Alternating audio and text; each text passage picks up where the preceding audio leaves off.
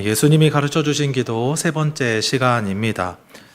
잠시 좀 기억을 되살려 보겠습니다. 우리가 처음에 무엇을 배웠죠? 하늘에 계신 우리 아버지여 해서 하나님을 아버지라고 부르게 하신 그 예수님의 이야기를 들었고요. 또 그 예수님께서 가장 먼저 기도하도록 하셨던 것이 바로 이름이 거룩히 여김을 받으시오며 이 기도였습니다. 이것은 단순하게 하나님을 높이고 찬양하라 이 수준을 넘어서서 우리의 아버지로서 스스로를 구별하신 하나님과 또 그 아버지이신 하나님의 이름을 구별하면서 거룩히 여기면서 오늘도 하나님을 의지하며 살아가는 우리의 기도, 우리의 결단이다 이런 이야기를 함께 나누었습니다. 오늘 우리가 살펴볼 부분은요, 바로 나라가 임하시오며 이 부분입니다. 저는요, 이 기도가 참 기억에 계속 안 잊혀지는 것 중에 하나가요. 제가 청년일 때, 20살 때부터 이제 교회를 본격적으로, 그 전에 중학교, 고등학교 때 이렇게 한 번씩 그냥 친구 따라왔다가, 청년일 때부터 제대로 교회를 출석하기 시작을 했거든요. 근데 옆에서 같이 예배 드리시는 분이 주기도문을 할 때면 꼭 이렇게 외우시는 거예요. 나라에 임하시오며. 나라 이, 우리말에서는 나라 이라고 돼 있잖아요. 그거를 나라에라고 이렇게 하시는 거예요. 나라에. 그래서 저는 처음에 이게, 우리나라에 주님 나라가 오게 하십시오. 혹은 우리나라에 주님 오십시오. 이런 의미인 줄 알았거든요. 나중에 보니까 이게 나라 이, 나라가 이런 의미더라고요. 자, 그러면은 나라가 임하시오며 이 말은 과연 무슨 뜻일까요? 먼저 우리가 나라에 대해서 한번 좀 생각해 볼 필요가 있을 것 같아요. 우리에게 나라라고 하면은 가장 먼저 떠오르는 것이 무엇이냐? 바로 국경선입니다. 우리나라 대한민국 같은 경우에는 국경선이 어떻게 돼 있죠? 삼면은 바다로 둘러싸여 있고 저 북쪽은 휴전선입니다. 그래서 사실상 섬이나 다름없어요. 마음대로 이 나라 밖을 나간다는 것이 참 어렵습니다. 어쨌거나 우리에게는 이 국경선이라는 것이 굉장히 명확하게 그려지거든요. 근데요, 제가 예전에 어떤 사진을 한번 본 적이 있는데 한번 사진 한 번만 띄워주시겠어요? 혹시 이게 뭔지 아십니까? 지금 문이 이렇게 있고요. 앞에 이렇게 하얀색 십자가로 뭔가가 표시가 돼 있죠.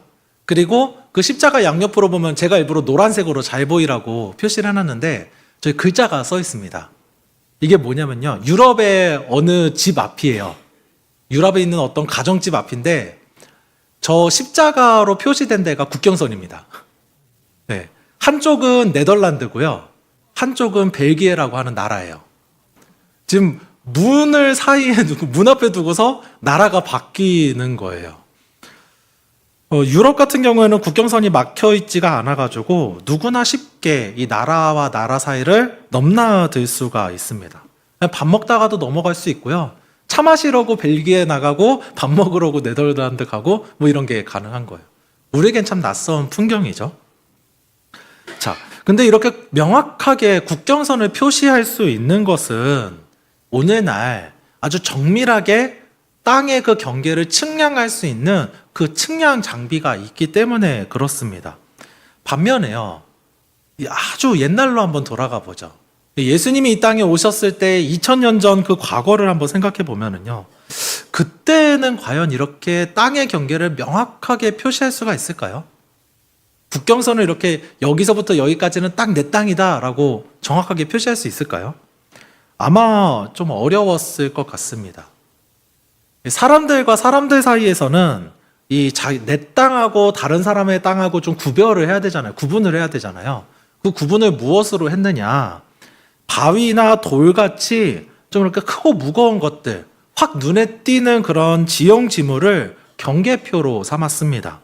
근데 이게 문제는요, 이게 명확하지 않다는 게 문제예요. 구약 성경에서도 보면은 남의 경계표를 이렇게 옮기지 마라, 이웃의 경계표를 옮기지 말라 이러거든요. 내가 슬쩍 가가지고 옮겨 놓으면은 이 땅이 바뀌는 거예요. 어제까지는 저 사람 땅이었는데 내가 이렇게 좀 옮겨 놓으면은 내 땅이 되어 버리는 거죠. 이 개개인이 땅을 표시할 때도 이렇게 좀 애매하고 명확하지 않은데 국가 단위, 나라 단위로 이게 확장되었다고 한번 생각을 해볼까요?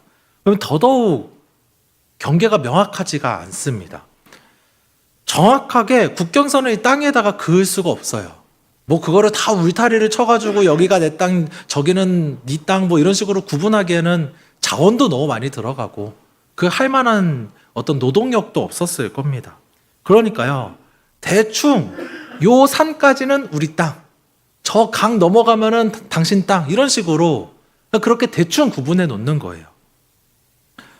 그러니까요, 옛날에 이 과거에는 나라와 나라의 어떤 그 국경선을 긋는다는 게 지도 위에 있는 선이 그렇게 중요하지가 않습니다. 정확하게 알 수가 없기 때문에 지도 위에 선을 그어봤자 거기가 정확하게 어딘지 알 수가 없어요. 그러면은 그 나라와 나라를 구분하는 선이 이 지도 위에 있는 게 아니라면 무엇으로 도대체 나라와 나라를 구분할 수가 있을까요? 제일 쉬운 거는요, 왕의 도장이 찍혀져 있는 그 명령서를 가지고 가보면 됩니다. 왕이요, 어떤 명령을 이렇게 종이에다가 딱 서류로 만들어서 그 도장을 이렇게 인장을 찍습니다. 그리고 그거를 가져가서, 자, 이게 왕의 명령이니까 당신들은 이 명령을 들으십시오 라고 했을 때 그 땅에 있는 사람들이 그 명령을 듣고 그대로 지켜서 행하면 그 사람들은요, 왕의 백성이겠죠. 반대로요, 아니 당신이 뭔데 그거를 가져와서 우리 보고 지키라 마라 합니까? 라고 하면서 귀등으로도 안 들으면요, 왕의 땅이라고 할 수 있을까요? 왕의 땅이라고 할 수가 없을 겁니다. 나라가 임하시오며 할 때 이 나라는요, 보다 정확하게 표현하면 왕국이라는 뜻이거든요. 그러니까 왕의 명령이 통용이 되느냐, 왕이 어떤 명령을 내렸을 때 사람들이 그것을 듣느냐 안 듣느냐, 이게 좀 더 중요한 의미가 되는 거예요.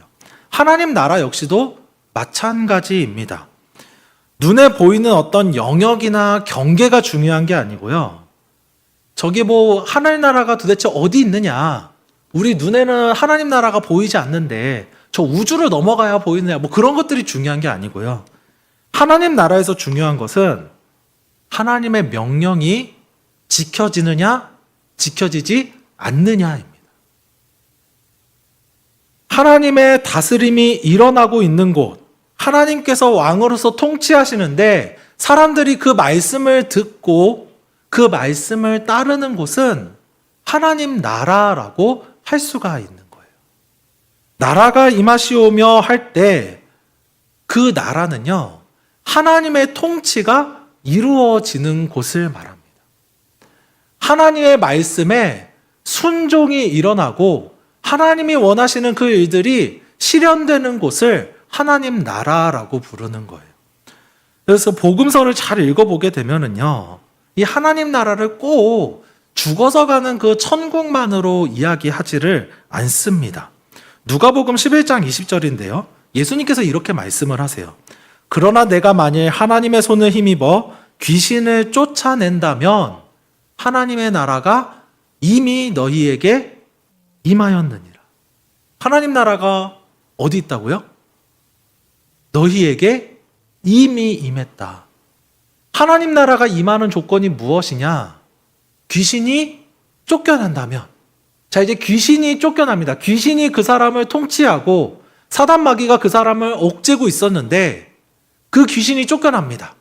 귀신이 쫓겨난 자리에 누가 다스려요? 하나님이 다스리세요. 하나님이 그 사람을 주관하십니다.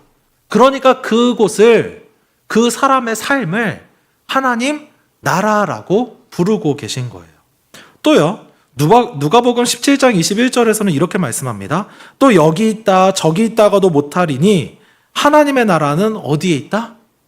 너희 안에 있다.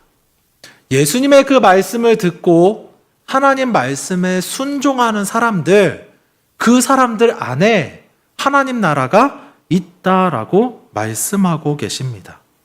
하나님 나라라고 하는 게 다른 게 아니에요. 뭐 대단한 능력과 기적이 있어야만 하나님 나라가 아닙니다. 하나님의 말씀을 듣고 사람들이 그 말씀을 순종하면 그 자리가 하나님의 나라라고 할 수가 있습니다. 다시 말해서 우리가 하나님 말씀 듣고 순종한다면 내가 서 있는 그 자리, 나의 삶이 하나님 나라가 되는 것입니다. 우리는요, 하나님 나라를 경험하는 사람들인가요? 아니면 하나님 나라를 기다리고만 있는 사람들인가요?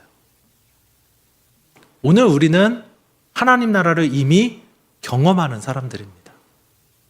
우리가 하나님 말씀에 순종할 때 하나님 나라가 이미 내 삶 가운데 임하여 있습니다. 그래서요, 나라가 임하게 하시오며 이 기도는요, 그저 하나님 나라를 언제 하나님 나라 오실까? 언제 예수님 다시 오실까? 그냥 그렇게 수동적으로 기다리는 것이 아니라 하나님, 나를 다스려 주옵소서. 하나님 그 말씀에 내가 순종하겠습니다. 그렇게 순종을 약속하는 기도고요. 내가 적극적으로 내 삶을 하나님께 내어드리는 기도라고 할 수가 있습니다. 이 한 주 우리가 그렇게 살아갈 수 있기를 주님의 이름으로 간절히 소망합니다. 하나님 나라를 구하면서 그 하나님의 다스리심이 나를 주장할 수 있게 했으면 좋겠습니다. 특별히 제가 좀 드리고 싶은 말씀이 무엇이냐, 우리가 하나님 나라에 하나님 말씀에 어떻게 순종할 수 있을까, 우리의 생각이 조금 바뀌었으면 좋겠어요. 우리가 순종하는 것이 쉽나요? 어렵나요? 솔직하게. 네. 솔직하게. 우리가 하나님 말씀 다 알고 있거든요. 내가 어떻게 행동하면 하나님 기뻐하실지 이미 다 알고 있습니다.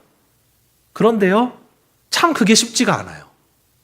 그렇게 하려고 하니까 뭔가 자꾸 이렇게 좀 거리끼는 마음도 들고요. 뭔가 이렇게 좀 답답하고요. 막막하고요. 뭔가 망설여지게 됩니다. 그 이유가 뭐냐면요, 내가 하려고 해서 그래요. 내가 그 일을 이루려고 해서 그럽니다. 근데 엄밀히 말하면 순종이라고 하는 것은요, 내가 나의 의지로, 나의 힘과 능력으로, 혹은 나의 어떤 선한 의도로 하나님의 말씀을 이루는 것을 순종이라고 하는 것이 아니고요. 하나님의 말씀이 나를 온전히 주관하게 해서 하나님의 말씀이 나를 움직여 가도록, 그렇게 나의 힘을 빼고 나를 하나님께 맡겨드리는 것이 진짜 순종입니다. 순종은 내 힘으로 하는 것이 아니라 하나님의 말씀이, 하나님의 능력이 나를 움직여 가는 거예요. 그러니까요, 순종하려고 했을 때 내가 그걸 어떻게 할 수 있지? 내가 그걸 과연 할 수 있을까? 내 삶은 이런데, 내가 가지고 있는 상황들은 이런데, 내가 하나님 말씀 따를 수 있을까? 고민하지 마세요. 너무 그것에 대해서 걱정하거나 염려하지 마세요. 제일 좋은 거는요, 그냥 내가 힘을 푸는 겁니다. 우리가 수영하려고 할 때요, 수영 처음에 배울 때 사람들이 다 물에 빠져가지고 이렇게 계속 물에 가라앉아요. 근데 우리 수영 배워보신 분들은 다 아실 겁니다. 물에 뜨려면 어떻게 해야 돼요? 허우적거리면 물에 뜨나요? 그냥 아무것도 안 하고 가만히 있으면 저절로 뜹니다. 순종이라는 것은요, 그런 거예요.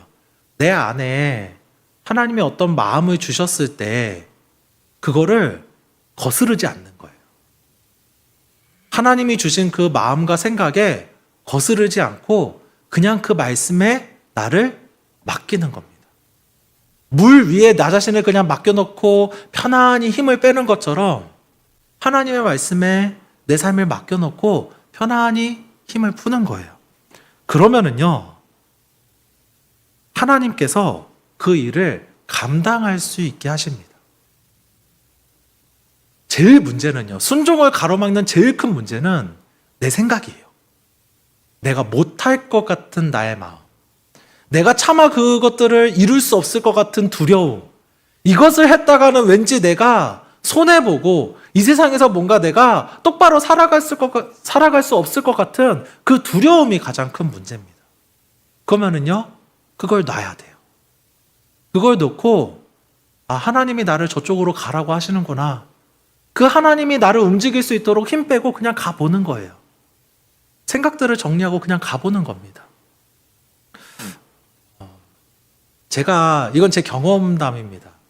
제가 이제 20대 때 처음으로 예수님을 믿게 되고 그 교회 전도사님이 저에게 아주 큰 시련과 도전을 주셨어요. 청년부 전도사님인데, 현아, 새벽 기도에 나와보는 거 어떠니? 네, 그 말씀 하시는 거예요. 근데 솔직히 말해서 20대 청년한테 그 새벽에 일어난다는 게 얼마나 힘든 일입니까? 아침에 일어나는 것도 힘들고요. 밤에 일찍 자는 것도 힘듭니다. 세상에서 온갖 재밌는 일들은 밤 10시에서 새벽 1시 사이에 일어납니다. 그걸 포기하고 일찍 자야지 사실은 일어날 수 있는 거죠. 특히 제가 청년 시절 다니던 교회는 새벽 예배가 4시 반에 있었어요. 예.